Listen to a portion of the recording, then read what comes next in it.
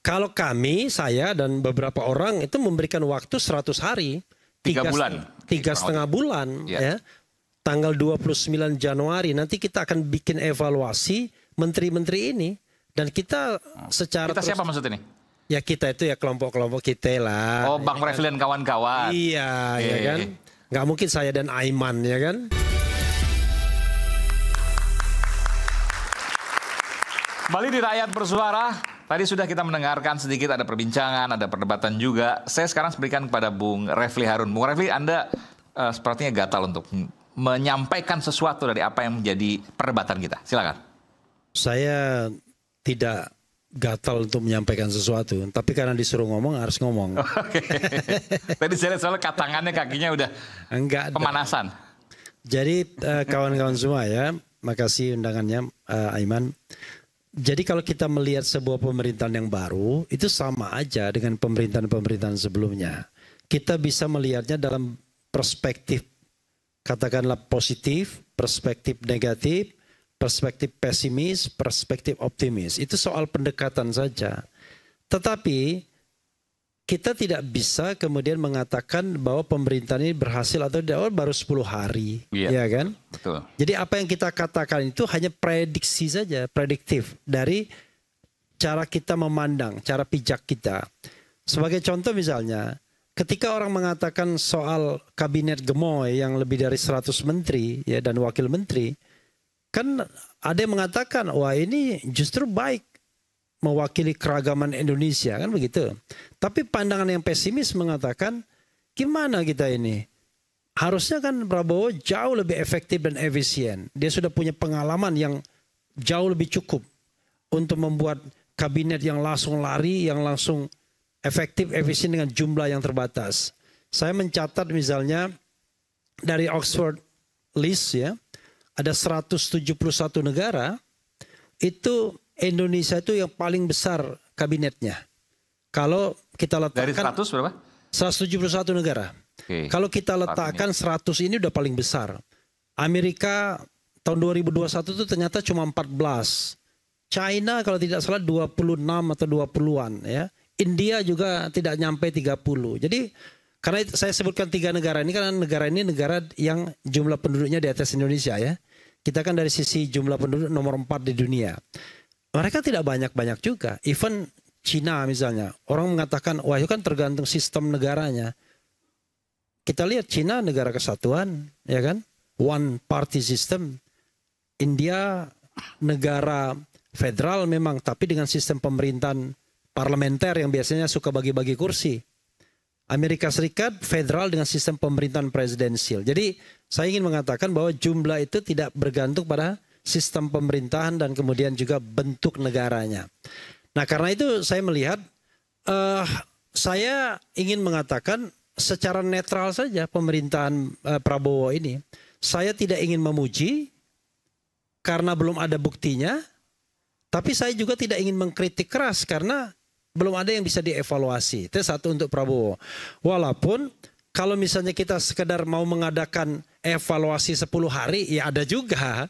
Ada soal pengangkatan Mayor Teddy, ada soal terplesetnya Yusril, ada penggunaan fasilitas publik yang keliru oleh Yandri Susanto, baru ketemu malamnya, besoknya dia bikin blunder kan. Ada sebuah visi yang barangkali jauh dari pemerintahan Prabowo sendiri, seperti yang dikatakan Natalius Pigai, minta 20 triliun, saya kira Pak Prabowo nggak juga kebayang begitu ya. Kemudian hari ini kita debat mengenai evaluasi. Hasim yang mengatakan mendengar sendiri itu akan dievaluasi per 6 bulan, tapi kemudian Menteri Sekretaris Negara membantah itu ya kan. Tetapi hal-hal seperti itu tidak bisa kita lihat sebagai sebuah disaster, sebuah bencana. Ya biasalah, ada komunikasi yang buruk dan lain sebagainya. Tapi sekali lagi, kalau misalnya untuk Presiden Jokowi ya final judgment-nya, karena sudah 10 tahun kan selesai. Suka atau tidak suka ya itulah. Saya mengatakan soal misalnya indikator ekonomi yang semua 10 tahun tidak mencapai target dan lain sebagainya. Karena itu sesuatu yang sudah terjadi. Iya, tapi pertanyaan saya begini. Tapi untuk Prabowo, saya kira kita nggak bisa langsung. Tapi kalau seandainya saya ditantang untuk berpikir kritis, maka silakan Aiman tanya dulu. Kan begitu kan? Saya ingin bertanya begini, 6 bulan waktu yang cukup untuk menilai. Dan itu memang menjadi patokan. Kalau 6 bulan Bang Wamen misalnya, tidak berbuat sesuatu yang signifikan, maka harus siap dicopot. Kan ada positif di situ, yang terpacu. Ketimbang misalnya tidak ada batas waktu. Kalau harian kan ya oke, tapi hal yang tidak bisa diukur tuh harian. Kalau kami, saya dan beberapa orang itu memberikan waktu 100 hari. 3 bulan. 3,5 bulan. Ya. Tanggal 29 Januari nanti kita akan bikin evaluasi menteri-menteri ini. Dan kita secara kita siapa maksud ini? Ya kita itu ya kelompok-kelompok kita lah. Oh, Bang Refli dan kawan-kawan. Iya, ya kan. Nggak mungkin saya dan Aiman ya kan. Nggak, saya pikir Pak Prabowo bikin 3 bulan misal nanti. Enggak, kita baik. dari civil society. Tepatnya civil. Oh, udah niat nih, nanti bikin pasti. Iya, kita akan bikin nanti. Udah rapat-rapat dong sekarang nih? Udah. Oh. Nakut-nakuti. Ya. Jadi nanti kita akan catat betul, ya kan. Kinerja menteri selama 100 hari itu apa aja. Dan nanti kita akan bilang, ini menteri copot aja karena... Oh, sampai segitu nanti ya nih? Iya. Karena ABC gitu? Iya, kita akan bilang begitu. Nah, sebenarnya kalau kita mau melihat menteri-menteri ini kan 2 kategori besar saja.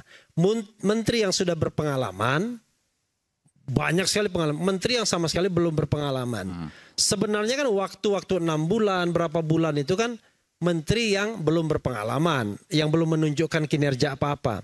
Tapi kalau menteri yang berpengalaman, saya kira kan kita udah tahu trennya. Pertanyaannya adalah tinggal ini menteri ini diangkat karena achievementnya, kan begitu?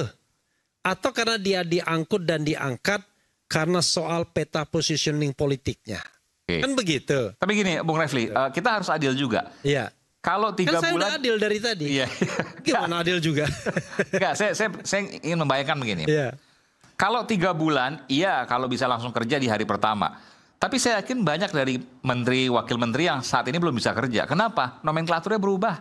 Mereka untuk ngeluarin anggaran aja harus berpikir nggak berani karena tidak ada dasar hukum yang kuat untuk itu. Aiman ya. Kalau 3 bulan apa nggak terlalu cepat? Dulu. Kata Hatta ya, Muhammad Hatta dan yang membentuk konstitusi kita, yang namanya menteri itulah pemerintahan sehari-hari, pemerintah sehari-hari. Presiden memang the head of state ya, kepala negara. Tapi dia mengatakan sesungguhnya menteri-menteri itulah yang menjalankan pemerintahan sehari-hari. Jadi dia bukan clerical, tapi dia memberikan guidance kepada siapa? Kepada birokrasi untuk bekerja sebaik-baiknya kan? Kan dari situ kelihatan ini punya kualitas nggak, punya kepemimpinan nggak? Contohnya misalnya dalam nomenklatur berubah, gimana mereka bisa bekerja? Seorang menteri ya tanpa menunggu arahan presiden. Saya kasih pengalaman. Misalnya dari sisi hukum nih kan kebetulan pakar hukum tata negara. Oke, silakan. Dulu ketika dibentuk yang namanya Mahkamah Konstitusi itu nggak jelas gedungnya di mana, anggarannya kemana, nggak jelas. Dan kebiasaan pemerintahan atau anggota DPR bikin sesuatu tanpa memikirkan bagaimana staffingnya, anggarannya, kantornya. Mana gitu. Pokoknya dilantik 9 hakim konstitusi, pertama kali di mana mereka bekerja? Di Hotel Santika. Enak sekali hotelnya ya. Di situ. Bayangkan itu kira-kira 2 minggu. Setelah itu dia sewa ruko di Kuningan. Mahkamah Konstitusi nih ya? Iya. Tahun 2003. 2003, oke. Sewa ruko di Kuningan. Tapi sidangnya di MPR, di gedung MPR DPR. Sidang pertamanya. Minjem gedung itu. Ya. Saya tahu Bung Refli itu ada di situ di awal-awal itu. Saya staf ahlinya kan. Ya. Nah, kemudian karena kepiawaian Pak Jimli, dapat dia tanah, dapat dia di bekas yang di Medan Merdeka Barat nomor 6. Ya. Pinjemlah dia di sana. Wah, ini udah keren kan? Itu gedung apa tadi itu? Saya lupa. Kayaknya Kementerian Perekonomian deh, pengawasan. Yang jelas berhadapan sama yang desa. Gedungnya nggak seperti sekarang, saya ingat tuh. Ya, yang seperti desa. Ya. Tiba-tiba dia lihat sampingnya ada Telkom, apalah itu untuk memperbaiki macam-macam. Ya. Tapi di Medan Merdeka Barat kan tidak boleh tuh. Yang namanya ada bisnis di situ kan, itu kan ring 1. Akhirnya apa? Dibeli putus itu. tanahnya. Jadilah gedung Mahkamah Konstitusi yang sekarang ada. Oke. Nah, itu kreativitas pemimpinnya. Anda kalau nunggu Menteri Keuangan, Menteri Pan-RB, ya kan? Menteri apa lagi yang terkait? Ya kan? Menteri Pertanahan, agar kita dikasih semua staffing, gedung dan lain sebagainya. Sampai Lebaran Kuda, Anda nggak akan dapatkan itu. Anda harus aktif. Kreatif. Apakah mereka punya pengetahuan yang mumpuni untuk itu? Nah, secara hukum? itu salah satu indikator apakah mereka canggih atau tidak. Apakah mereka bisa atau tidak. Jadi mereka semua harusnya bisa bekerja di hari pertama. Oh iya dong. Kalau mereka memang punya kompetensi yang luar biasa. Kalau Jadi Bang Wamen nggak masalah karena udah ada kantornya, nggak ada perpisahan. Oh iya. Nggak ada perpecahan, maksudnya nggak ada perbedaan nomenklatur. Untuk mereka yang sudah jelas kantornya, staffing dan lain sebagainya, tentu penilaiannya adalah apa yang sudah dihasilkan kan. Tapi untuk mereka yang belum punya apa-apa, kelihatan mereka melakukan apa selama 3 bulan itu. Untuk mempercepat proses yang katanya lari di tempat. Bima Arya senang-senang aja bilang lari di tempat. Karena dia wakil menteri dalam negeri yang sudah jelas kantornya, jelas kerjaannya banyak ya kan. Indikatornya banyak, sudah akan ada pilkada di depan nih kan. Tapi menteri-menteri contoh yang namanya Badan Percepatan Pengentasan Kemiskinan. Pusing Budiman Sujatmiko dan kawan-kawan mau ngapain ini kan? Kantornya di mana sekarang? Kantornya di mana? Indikatornya gimana? Ini kan bicara tentang kemiskinan tuh salah satu indikatornya adalah mengurangi kemiskinan. Lah itu nggak bisa program 6 bulan kan? Tapi paling tidak trennya bagaimana? Kreativitasnya bagaimana? Dia membangun sistemnya bagaimana? Itu yang harus dilihat. Jadi itu perkara yang harusnya bisa dikerjakan di hari pertama tergantung kreativitas dari para kabinet tadi. Menteri, iya, kalau wakil menteri, kepala badan. Kalau mentalnya adalah mental mental amtenar, mental pegawai yang pengen dilindungi, pengen dilayani, nggak bisa. Oke. Jangan dipikir yang namanya birokrasi kita ini birokrasi yang sudah fix. Birokrasi kita ini birokrasi rimba raya. Tidak ada kepastian hukum yang jelas. Bahkan untuk satu perkara saja bisa ribut tuh.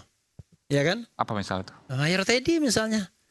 Kan jelas-jelas itu melanggar undang-undang TNI nomor 34 kan. Tapi kan kita kan nggak peduli. Ya kan? Sudahlah, sudah kita win-win solution aja, didiamin aja. Tapi soal tadi itu saya tertarik. Hari pertama sudah bisa bekerja. Bung Igor, Anda punya pendapat soal itu? Hari pertama harusnya sudah bisa bekerja, di 3 bulan bisa dinilai.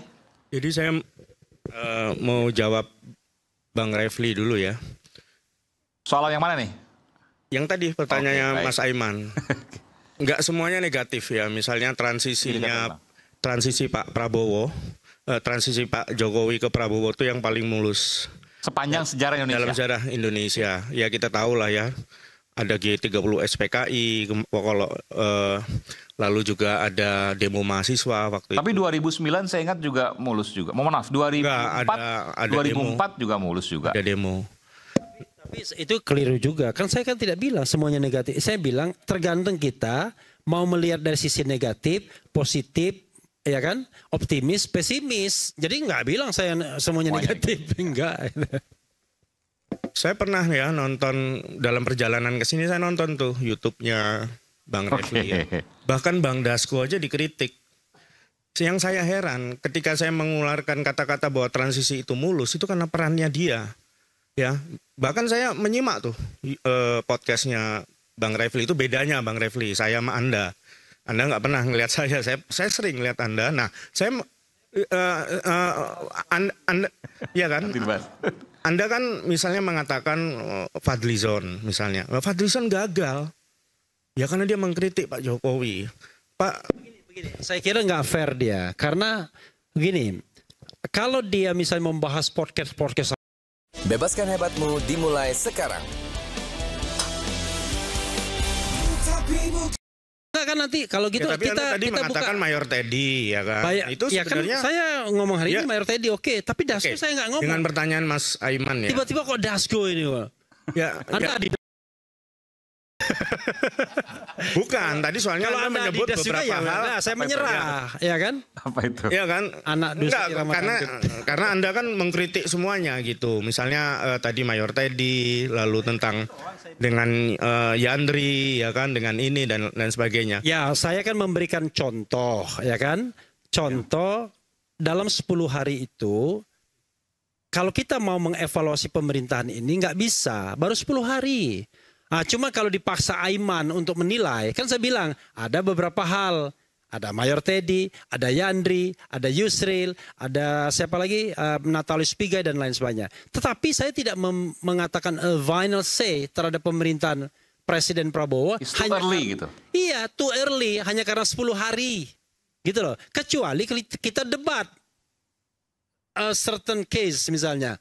Apakah pengangkatan Mayor Teddy bertentangan dengan undang-undang atau tidak? Nah, itu kalau kita bisa pukul-pukulan. Karena itu one case. Tapi kalau dibilang bagaimana kabinet merah putih ke depan, evaluasi 6 bulan dan lain sebagainya. Saya kira too early kalau kita mengatakan pemerintahan ini bagus atau tidak. Even Anda bilang bagus, saya bilang tidak bagus atau sebaliknya.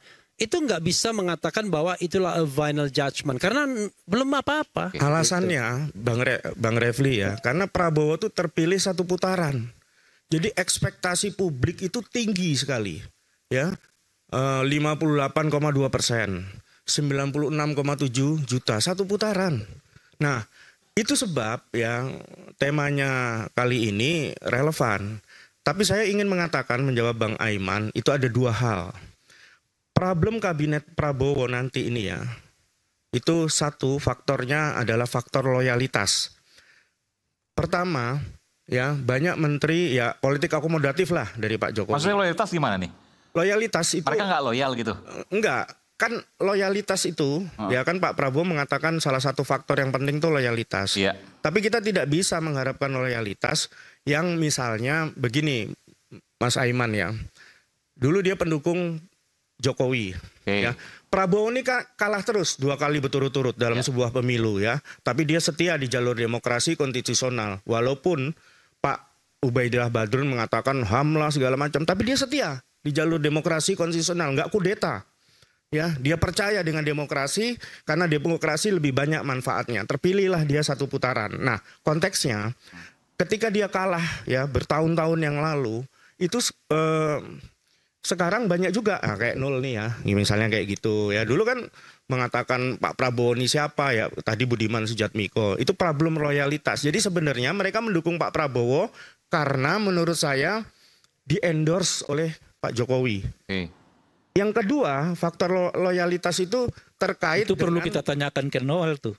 Nah, iya enggak. Kan misalnya begitu ya. Di endorse nggak gitu Anda mendukung Prabowo karena Jokowi atau memang bagaimana? Seperti pertanyaan. Iya, satu itu. Ini ada Bang Panel juga. Nah, kayak Bang Panel Barus ya dulu. Pertanyakan. Yang kedua, di kubunya Pak Prabowo itu ada orang-orang yang memang percaya pemikiran dan leadershipnya Pak Prabowo sebagai presiden yang layak jadi presiden maksudnya. Nah, ini lebih konstan, faktornya afektif. Nah, yang pertama tadi faktornya politik karena endorse dari Pak Jokowi. Ini nanti saya prediksi bisa kisruh. Yang kedua nanti problem keselarasan ya antara janji dengan kampanye. Tapi saya yakin itu dulu Mas Aiman. Gitu. Jadi faktor loyalitas ini menjadi salah satu instrumen antara politik dan ideologis gitu. Ya, yang nanti Bang Refli nanti 100 hari ya akan dievaluasi sama dia, ya sudah. Nah, itu kena tuh. Tapi ntar ini saya fair juga nih karena tadi menyampaikan soal politik ideologis dan ternyata dia lebih keras dari saya. Karena Bung Noel tadi sempat disebut juga. Jadi Bung Noel itu di-endorse yang kemudian nanti bisa bermasalah di kemudian hari. Ini harus saya berikan kesempatan buat Bung Noel menjawab itu. Karena Bung Noel disampaikan kan dulunya ke Pak Jokowi, tiba-tiba ke Pak Prabowo karena endorsan Pak Jokowi. Ya, beda dengan Sugiono. Saya kasih tahu kader Gerindra. Jelas dia nggak mungkin, dia konstan tuh, dia akan loyal gitu. Kalau nol ini kan, saya percaya dia omongan dia misalnya pernah jadi komisaris saja dia mundur. Saya seneng tuh, dia orangnya punya prinsip, ya gitu. Tetapi ada bedanya antara nol gitu dengan misalnya Sugiono sebagai Menlu sekarang ya. Kalau itu saya percaya gitu. Atau Safri Samsudin. Emang kenapa nggak percaya sama Bang Noel? Enggak. Ya karena dia dulu pendukung. Kalau kita kan begini Mas Aiman ya. Kalau kita ngelihat faktor menteri itu kan pertama ya, who are you? Siapa dia? Bagaimana rekam jejaknya?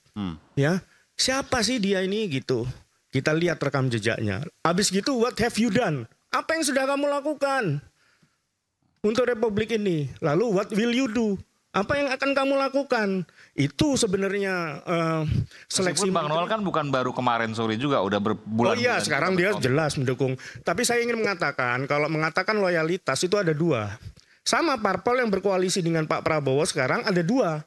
Yang berkoalisi sebelum Pilpres dan yang sesudah Pilpres. Nasdem itu saya angkat topi.